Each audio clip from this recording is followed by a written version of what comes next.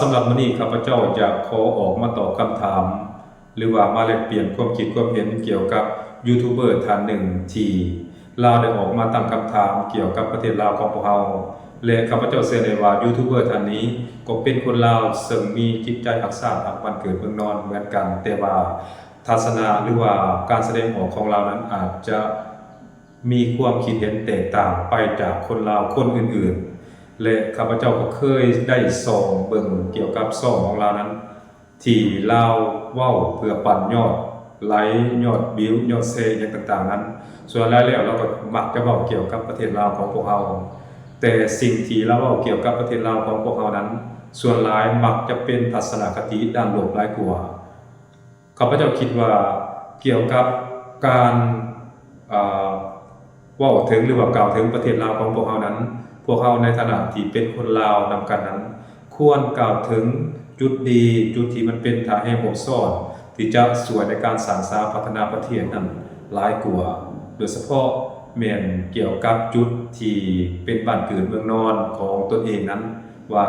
ในบ้านเกิดเมืองนอนของตนเองนั้นมีอย่างแน่ดีซึ่งจะเป็นทางแห่งหนึ่งที่จะเห็นให้นักท่องเที่ยวหรือว่านักลงทุนทั้งภายในและต่างประเทศนั้นอยากเข้าไปลงทุนอยู่ในประเทศของท่านอันนั้นคือสิ่งที่นำเสนออันนั้นคือสิ่งที่ควรนำเสนอให้สาธารณชนได้รับรู้และก็ได้เห็นนำกันแต่ว่ายูทูบเบอร์ท่านนี้กับเห็นในทิศทางที่แตกต่างกันอย่างสิ้นเชิงกันผู้ชมนั่นก็คือเราเลือกที่จะนำเสนอข้อมูลข่าวสารในแง่ลบเกี่ยวกับประเทศลาวของพวกเขาหลายกว่าโดยเฉพาะคำถามที่เราตั้งขึ้นมาในระยะบุคคลแต่ละมือนั้นก็ได้สร้างกระแสความบ่พอใจกับคนลาวเป็นอย่างยิ่งซึ่งคำถามที่เราได้ตั้งขึ้นมานั้นข้าพเจ้าก็ว่ามันผิดบ่มันบ่ได้ผิดแต่ว่าถามว่ามันถูกบ่อันนี้มันก็ขึ้นกับวิจารณญาณของแต่ละคนว่าสิ่งที่เราตั้งคำถามขึ้นมานั้นมันถูกหรือผิดกันแท้แต่ว่ามื้อนี้ข้าพเจ้าอยากจะมาขอตอบคำถามที่เราตั้งขึ้นมาว่าซึ่งคำถามที่เราตั้งขึ้นมานั้นก็มีอยู่ว่าเอาจริงๆแล้วประเทศลาวของพวกเขานั้นหรือว่าประเทศลาวนั้นมีหยังดีกันแท้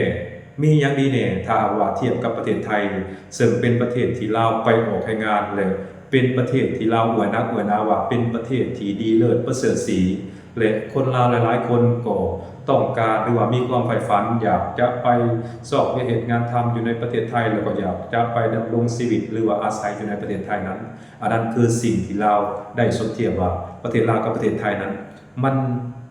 แตกต่างกันใดประเทศลาวมีดียังไงแต่ว่าสุดท้ายแล้วลาวก็มีคำบอกคำหนึ่งขึ้นมาว่า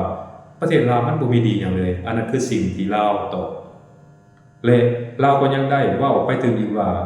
การที่พ่อแม่ของเราญาติพี่น้องของเรานั้นมีอยู่มีกินอยู่ในประเทศลาวนั้นก็สืบเนื่องมาจากลาวนั้นไปเฮ็ดเวียกหรือว่าไปออกให้งานอยู่ในประเทศไทยนั่นเองซึ่งข้าพเจ้าคิดว่ามุมมองนี้ลาวอาจจะคิดผิดก็เป็นไปได้เลยข้าพเจ้าเองก็อยากตอบเนาะและข้าพเจ้าเองก็อยากตอบคำถามหรือว่าตอบขอของใจของยูทูบเบอร์ท่านนี้เนาะว่าประเทศลาวของพวกเขานั้นมีหยังแน่ดีและควรเผยแพร่ให้ชาวโลกได้รับรู้นำกันว่าประเทศลาวของพวกเขามีหยังดีอันนั้นคือสิ่งที่ข้าพเจ้าอยากตอบให้ยูทูบเบอร์ท่านนี้รู้1ประเทศลาวของพวกเขานั้นข้าพเจ้าอยากบอกให้รู้ว่าประเทศลาวนี่เป็นประเทศที่บรรพบุรุษลาวบอกว่านับตั้งแต่อดีตจนถึงปัจจุบันนั้นเสียสละเลือดเนื้อเพื่อปกปักรักษาแผ่นดินอันเป็นที่รักและเป็นที่เคารพหวงแหนนี้ไว้ให้ลูกหลานลาวไว้ให้คนลาวประชาชนลาวบรรดาเผ่าได้สร้างสาทำมาหากินเนาะอันนั้นอันนึงรวมทั้งพ่อแม่ของเจ้านำเนาะพ่อแม่ของเจ้ามีดินดอนต้นหญ้ามีเขาเอิ้นว่ามีบ่อนสร้างสาทำมาหากินสามารถเลี้ยงเจ้าเกิดได้ใหญ่มาจนว่าเจ้าสามารถไปเฮ็ดเวียกอยู่ต่างประเทศได้นั้นก็ล้วนแล้วแต่แม่นพ่อแม่เจ้านั้นใช้ดินดอนต้นหญ้าหรือว่าใช้ประเทศลาวนี้เป็นบ่อนทำมาหากินแล้วก็เป็นบ่อนสร้างไว้ครับหาเงินซื้อข้าวซื้อน้ำมาหาสู่เจ้ามาเลี้ยงเจ้าจนเจ้าใหญ่กล้าหน้าบานจนเจ้าใหญ่กล้าหน้าบานแล้วสามารถไปเฮ็ดเวียกอยู่ประเทศไทยได้อันนั้นคือสิ่งหนึ่ง หมายความว่าประเทศลาวนั้นเป็นแผ่นดินบรรพบุรุษเรียกว่าเป็นของพ่อของแม่เจ้าหมายความว่าประเทศลาวนั้นเป็นแผ่นดินของบรรพบุรุษพร้อมทั้งเป็นแผ่นดินของพ่อของแม่เจ้านำเป็นบ่อนสุขบ่อนอนของเจ้านำอันนั้นคือแผ่นดินลาวหรือว่าประเทศลาวอันที่สอง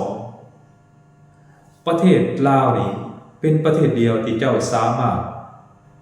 เคลื่อนไหวไปอยู่ไสก็ได้อยากไปอยู่ไสก็ได้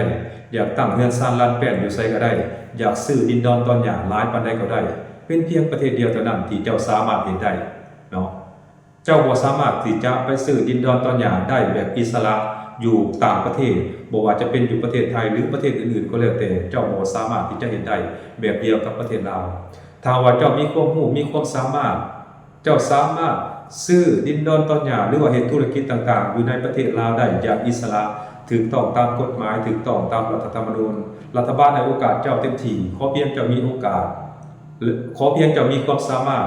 ว่าเจ้าสามารถเฮ็ดได้ในสิ่งนั้นๆอันนี้มันก็เป็นการเปิดโอกาสให้เจ้าอยู่แล้วประเทศลาวนั้นเนาะเจ้าได้เปรียบกว่าคนต่างประเทศได้เปรียบกว่าคนยุโรปได้เปรียบกว่าคนไทยที่มาลงทุนอยู่ในประเทศลาวอันนั้นถือว่าสิ่งที่เจ้าจะได้จากประเทศลาวอันนั้นคือจุดดีของมันอันถัดมาอีกคือ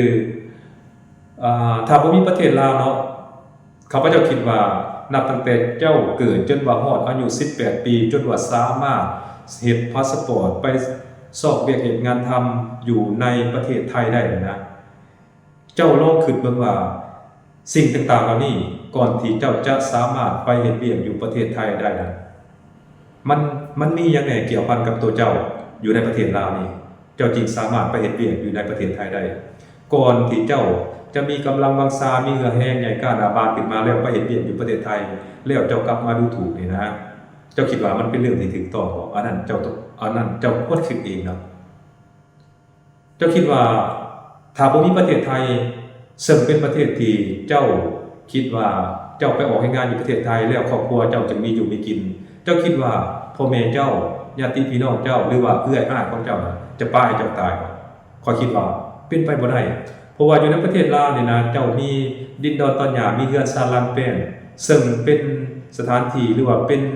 บ่อนสร้างบ่อนสาพ่อแม่เจ้าเฮ็ดให้เฮ็ดนาเลี้ยงเจ้าจนใหญ่กล้าหน้าบานขึ้นมาอันนี้ข้าพเจ้าคิดว่าบ่มีประเทศไทยเจ้าก็บ่ตายเห็นบ่อันนี้คือความจริงเจ้าปฏิเสธบ่ได้ข้าพเจ้าก็อยากให้คิดเบิ่งจุดนี้เนาะว่าสิ่งที่เว้ามาว่าสิ่งต่างๆที่เจ้าได้มาเจ้าได้ดีมาปัจจุบันนี้ย้อนประเทศไทยอันนี้ต้องสมเทียบกันเบิ่งเนาะว่าสิ่งที่เจ้ามามันแม่นแท้บ่หรือว่าเจ้าต้องการปั่นยอดไลค์ยอดวิวยอดแชร์แล้วก็มาเว้าในลักษณะแบบนี้เนาะอันถัดมาอีกประเทศที่จะปกป้องสิทธิผลประโยชน์ให้เจ้าในกรณีถ้าเจ้าเกิดเหตุการณ์ต่างๆที่บ่คาดฝันเกิดขึ้นอยู่ในต่างประเทศนั้นมันบ่แม่นมาเลเซียบ่แม่นสิงคโปร์มันบ่แม่นประเทศไทยมันบ่แม่นพม่าที่จะไปปกป้องสิทธิให้เจ้ามันก็แม่นประเทศลาวสถานทูตลาวนั่นแหละที่จะไปปกป้องสิทธิให้เจ้าในกรณีที่เจ้าเกิดอุบัติเหตุกลางคันหรือว่าเกิดเหตุที่บ่คาดฝันอยู่ในต่างประเทศลาวหรือว่าสถานทูตลาวอยู่ในประเทศนั้นๆในประเทศที่เจ้าไปออกให้งานนะจะเป็นผู้ไปปกป้องสิทธิผลประโยชน์ให้กับเจ้าอันนั้นคือสิ่งหนึ่งที่เจ้าควรคิดอันถัดมาอีกเป็นอย่างข้าพเจ้าคิดว่าบรรดาภาครัฐหรือว่าภาคส่วนต่างๆโดยเฉพาะแม้ภาคส่วนที่เกี่ยวข้องกับการเฮ็ดพาสปอร์ตหรือว่าเฮ็ด MOU หรือว่าเฮ็ดเอกสารต่างๆที่เกี่ยวข้องกับการไปออกให้งานอยู่ต่างประเทศนั้นภาคส่วนนี้ก็ล้วนแล้วแต่อำนวยความสะดวกให้เจ้าเฮ็ดเอกสารต่างๆให้เจ้าสามารถไปออกให้งานอยู่ในต่างประเทศนั้นได้ถ้าบ่มีเอกสารที่จะไปเฮ็ดงานอยู่ต่างประเทศบ่ว่าจะไปเฮ็ดอยู่ประเทศใดก็แล้วแต่บ่ว่าจะเป็นอยู่ไทยหรืออยู่ต่างประเทศอื่นก็แล้วแต่แน่นอนเจ้ามีปัญหาแน่นอนอันนั้นเจ้าควรคิดข้าพเจ้าอยากบอกว่ารัฐนั้นได้อำนวยความสะดวกให้เจ้าไปออกให้งานอยู่ต่างประเทศเพื่อหาเงินหาคำมาสร้างสามาพัฒนาบ้านเกิดเมืองนอนมาเฮ็ด ให้ชีวิตการเป็นอยู่หรือว่าเปลี่ยนแปลงชีวิตการเป็นอยู่ของเจ้าครอบครัวเจ้านั้นให้มันดีขึ้นอันนั้นถือว่ามันเป็นการช่วยเจ้าแบบทางอ้อมได้เจ้าต้องขึ้นแบบนั้นบ่แม่นว่าเจ้าไปต่างประเทศได้ด้วยตัวของเจ้าเองอันนั้นมันบ่แม่นเนาะมันบ่แม่นทั้งหมดทั้งมวลนะมันก็ล้วนแล้วแต่เกิดจากสังคมอ้อมข้างของเจ้าทั้งนั้นที่ให้การช่วยเหลือให้การอุ้มสู้เจ้าเมื่อหนึ่งถ้าว่าเจ้าตกงานบ่มีเวียกเฮ็ดงานทำอยู่ในประเทศไทยแล้วแน่นอนเจ้าต้องกลับมาประเทศลาวแล้วตอนนั้นประเทศลาวจะเป็นประเทศที่ให้ความอบอุ่นเนาะให้ความอบอุ่นแก่เจ้าเนาะแน่นอนประเทศลาวจะบ่ปราบ่ถิ่มเจ้าเนาะถึงแม้ว่าเจ้าจะเว้าดูถูกเหยียดหยามประเทศลาวปานใดก็แล้วแต่เนาะแต่ว่าในฐานะที่ประเทศลาวนั้นเป็นประเทศพังไสแห่แผ่ไสเบือหรือเป็นประเทศบรรพบุรุษของเจ้านั้นอันนั้นคือประเทศลาวจะบ่ปราเจ้าอย่างแน่นอนเพราะฉะนั้นข้าพเจ้าอยากบอกว่าสิ่งที่เจ้าเว้าไปนั้นบางครั้งอาจจะเว้าไปในฐานะแบบผู้เฒ่าบ่ถึงการเว้าไปในฐานะอยากได้ยอดวิวยอดไลค์ยอดแชร์ข้าพเจ้ารู้ดีเนาะเพราะว่าเจ้าเป็นยูทูบเบอร์คนหนึ่งเป็นครีเอเตอร์คนหนึ่งข้าพเจ้าเข้าไปส่องเบิ่งเฟซของเจ้ามีผู้ติดตามประมาณอยู่แสนกว่าคนเนาะและมันก็สามารถสร้างรายรับเป็นจำนวนมหาศาลให้แก่เจ้าและเจ้าก็ต้องการปั่นยอดวิวตัวนี้เพื่อให้ได้จำนวนเงินหรือว่าได้เม็ดเงินนั้นซึ่งมันเห็นให้เจ้านั้นโซ่หาจุดที่จะก่อให้เกิดกระแสแล้วก่อให้เกิดการติดตามหรือว่าโซ่หาเนาะโซ่หาเกี่ยวกับช่องของเจ้าคนจะเข้าไปเบิ่งวิดีโอที่เจ้าสร้างขึ้นมานั้นอันนั้นคือสิ่งที่เจ้าต้องการข้าพเจ้าเชื่อแน่ว่าในส่วนลึกของหัวใจเจ้าแล้วเจ้าฮู้ว่าเจ้ากำลังเฮ็ดหยังเจ้ากำลังเว้าหยังและบ่มีไผฮู้ดีเท่าเจ้าว่าสิ่งที่เจ้าเว้าออกมานั้นสิ่งที่เจ้าพยายามนำเสนอนั้นว่ามันเป็นสิ่งที่ถูกหรือสิ่งที่ผิดแต่ข้อยฮู้ว่าใจเจ้าฮู้ดีว่า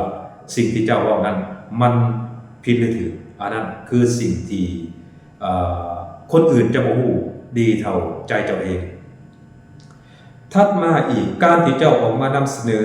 ข่าวในลักษณะแบบนี้หรือว่านำเสนอข้อมูลข่าวสารด้านลบซึ่งมันอาจจะถือหรืออาจจะผิดก็เป็นไปได้เกี่ยวกับประเทศลาวนะข้าพเจ้าเชื่อแน่ว่าเจ้าอยากเว้าเอาแฟนๆชาวไทยหรือว่าผู้ติดตามชาวไทยแน่นอนเขาอาจจะมีความประทับใจในสิ่งที่เจ้าเว้าเขาอาจจะหลักยิ้มหลักหัวพอเห็นคนลาวนำกันด่ากันเองอันนี้คือสิ่งที่ต่างประเทศหรือว่าสิ่งที่ประเทศอื่นโดยเฉพาะประเทศที่บ่ต้องการเห็นความสมานสามัคคีต้องการให้เกิดแตกแยกภายในประเทศนั้นเขาจะเห็นสิ่งนี้อยู่แล้วหมายความว่าจะเห็นคนภายในประเทศถล่มกันเองนะเขาจะเห็นอยู่แล้วกับพอดีมันมาตอบโจทย์กับสิ่งที่เจ้าว่าออกมานี่นะบางทีสิ่งนี้เขาอาจจะหลักหัวอยู่ในใจเลยมันก็น่าจะสร้างความพึงพอใจให้กับคนไทยบางส่วนที่เห็นคนลาวออกมาด่ากันเองมาด้อยค่าประเทศบ้านเกิดเมืองนอนของตนเองแต่ให้เจ้าเชื่อข้ออย่างหนึ่งว่าเขาจะบ่หักเจ้าหรือว่าเขาจะบ่เห็นดีเห็นงามนำเจ้ากับการกระทำของเจ้าดอกและเจ้าจื่อไว้รู้ว่าคนไทยน่ะนะเขาจะบ่หักเจ้าเขาจะบ่เก็บเจ้าไว้เขาจะบ่แพงเจ้าดอกเป็นหยังจังว่าในนั้นเขาบ่เชื่อดอกว่าเจ้านั้นจะไปหักประเทศไทยจะมีความจริงใจกับประเทศไทยแบบ 100% หรือว่า 1,000% เนาะหรือจักเปอร์เซ็นต์ก็แล้วแต่เนาะเป็นหยังจังว่าในนั้นขนาดว่าประเทศลาวนี่นะเป็นประเทศบ้านพังไสแห่แผ่ไสบือของเจ้าเป็นประเทศบรรพบุรุษเป็นประเทศบ้านเกิดเมืองนอนของพ่อของแม่ของเจ้านี่นะเจ้ายังกล้าเว้าได้ส่ำนี้เจ้ายังดูถูกได้ส่ำนี้เนาะเจ้าสิว่าบ่ได้ดูถูกก็แล้วแต่เนาะแต่สิ่งที่เจ้าสื่อสารออกมานี่มันส่อไปในทางลบหลายกว่าเนาะเขาจะบ่เก็บเจ้าไว้อยู่แล้ว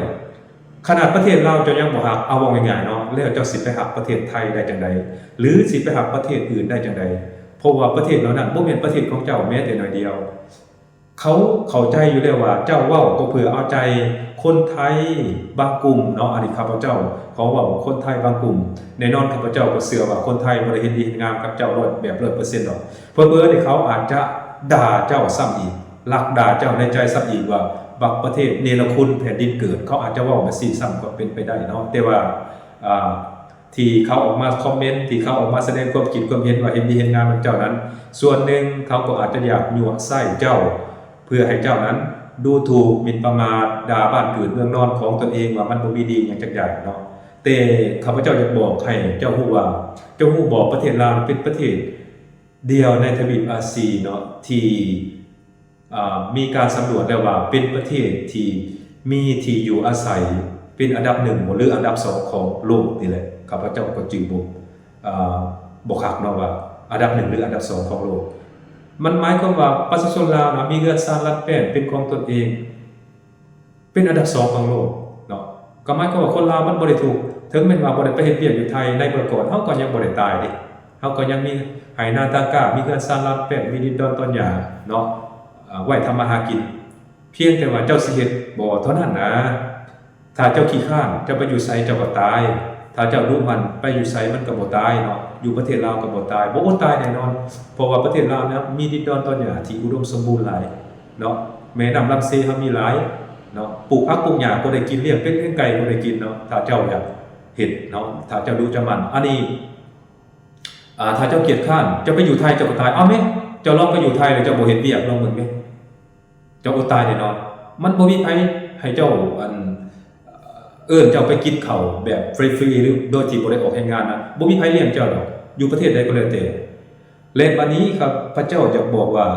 มีคนลาวหลายๆคนเนาะบ่ซัพพอร์ตแต่เจ้าได้ไปเฮ็ดเวียกอยู่ต่างประเทศนี่นะมีคนลาวจำนวนหลายไปเฮ็ดเวียกแล้วก็บ่ซัพพอร์ตแต่ไปเฮ็ดเวียกอยู่ประเทศไทยเลย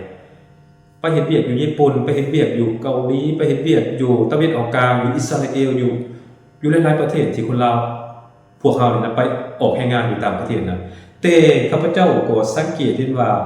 บ่ว่าจะเป็นออกแรงงานอยู่ต่างประเทศอยู่ญี่ปุ่นอยู่เกาหลีอยู่อิสราเอลคนเหล่านั้นน่ะเขาก็บ่ได้มาคอมเมนต์หรือว่าแสดงทัศนคติหรือว่านำเสนอในแง่ลบเกี่ยวกับประเทศลาวของพวกเขาเลยเขาบ่เว้าในแง่ลบเขาก็ฮู้ว่าประเทศลาวมันมีดีอยู่แล้วนะต่างแต่ว่าเขาไปเฮ็ดเวียกนั้นเพื่อว่าเขาอาจจะไปแสวงหาโอกาสที่มันดีกว่าอยู่ในประเทศลาวนะเขาก็ไปโดยเฉพาะแม่นไปสอบเอาทุนเอาฮ้อนมาแล้วก็มาตั้งรากปักฐานเหตุการณ์ผลิตอยู่ในประเทศของตนเองในประเทศลาวจริงๆประเทศลาวมีน้ำมีดินมีดอนเนาะมีตลาดรองรับสินค้าที่ผลิตออกมาโดยเฉพาะแม่นถ้าหากว่าเจ้าสามารถผลิตสินค้าได้ในจำนวนหลายนะโดยเฉพาะแม่นตลาดจีนเขาก็เปิดรับอยู่แล้วเนาะเปิดรับอยู่แล้วถ้าเจ้าผลิตได้เจ้าก็ลองเฮ็ดลองเบิ่งเนาะแล้วเจ้าก็ส่งขายไปจีนลองเบิ่งเนาะมันเขาก็รับเอาอยู่แล้วเนาะแต่ว่าคนเหล่านั้นเขาเลือกที่จะตั้งหน้าตั้งตาทำมาหากินตั้งหน้าตั้งตาหาเงินหาคำเนาะเขาบ่วิพากษ์วิจารณ์ในแง่ลบเกี่ยวกับประเทศของตัวเองเนาะถ้าว่าเรื่องการท่องเที่ยวว่าเรื่องการท่องเที่ยวนี่ประเทศลาวของพวกเรานี่ดีหลายถือว่าในปี2026นี้นักท่องเที่ยวจากทั่วทุกมุมโลกโหวตให้ประเทศลาวเป็นประเทศที่เป็นประเทศจุดหมายปลายทางเดินทางท่องเที่ยวอันดับ1ของโลกเลยเห็นบ่เจ้าว่ามันดีบ่เนี่ยเนาะมันดีบ่แต่เป็นหยังเจ้าบ่นำเสนอข่าวๆเกี่ยวแต่เป็นหยังเจ้าจึงบ่นำเสนอข่าวๆเหล่านี้เนาะเห็นบ่สิ่งที่เจ้าบ่นำเสนอแต่มันดีเจ้าบ่นำเสนอแสดงว่าเจ้าก็สองมาตรฐานเนาะบัดนี้เกี่ยวกับการสร้างการสาอยู่ในบ้านเฮานี่นะมันก็มีหลายเด้เดี๋ยวนี้บรรดาเจ้าโรงงานต่างๆก็มีหลายเนาะเงินเดือนนี่เนาะถ้าเจ้าอยากเห็นนะเงินเดือนนี่มันก็ระดับ4 ล้านขึ้นไปก็มีเด้มีอยู่ถ้า4 ล้านอยู่ในบ้านเฮานี่ก็พออยู่พอกินอยู่เนาะบ่หมายความว่าสิถึงขั้นว่ากัดก้อนเกลือกินดอกแต่ว่าถ้าเจ้าอยากได้หลายกว่านี้เจ้าก็ต้องพัฒนาฝีมือแห่งงานตนเองเนาะหรือว่ามีวิชาซัพพอร์ตได้หนึ่งที่แน่นอนข้าพเจ้าอยากบอกให้รู้ว่ามีหมู่ของข้าพเจ้านะเรียนจบวิศวกรรมผู้หนึ่งจบวิศวกรรมโยธาแล้วผู้หนึ่งจบวิศวกรรมไฟฟ้าจบวิศวกรรมโยธาเราไปสมัครเรียนเราได้มื้อ1 ล้านหามื้อ1 ล้านหานี่มันตกเป็นเงินไทยประมาณมื้อนึง 2,000 บาทเนาะอันนี้ความจริง อ่าผู้หนึ่งหันเราได้มื้อหนึ่งข้าพเจ้าบ่แน่ใจเนาะแต่ว่าเฉลี่ยแล้วเราได้